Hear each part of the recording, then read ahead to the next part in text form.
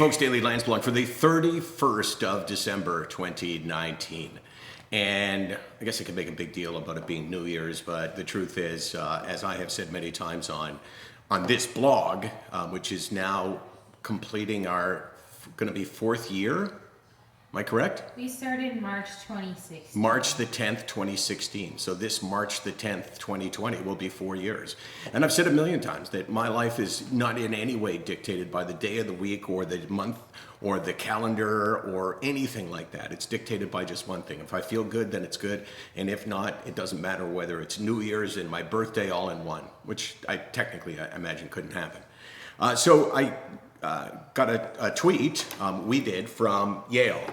And she's been following us for a long time. Michael, can you do a Landsblog one day on how depression impacts our relationships and our views of what, who we do and don't deserve, self-sabotaging, etc., please?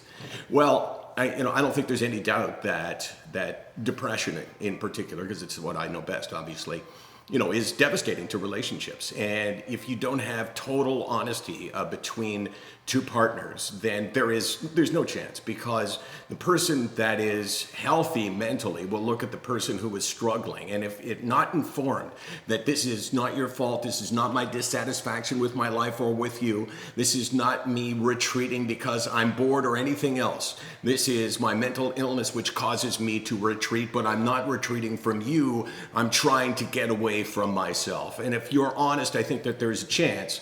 But then there's other dimensions to it, which in your question really, it's almost like you give the answer with your question, because self-esteem plays a big factor for us. Do we believe, if we're struggling, that we deserve the best relationship, the best person that we can find? I mean, for me, that hasn't really been an issue because I've been married through my entire process of going through depression.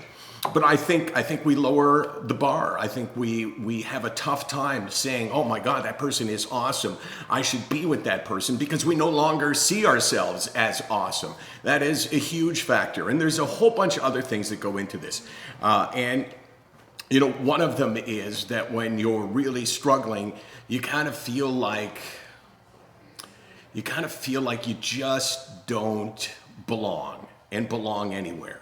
And then you start to slip and slide, and you start to think to yourself, well, you know what? I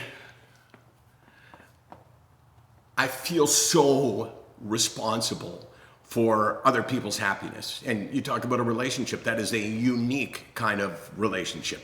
And when you feel like you're not adding to the relationship, like you're distracting from it, or you're subtracting from it. I searched for that word for a long time.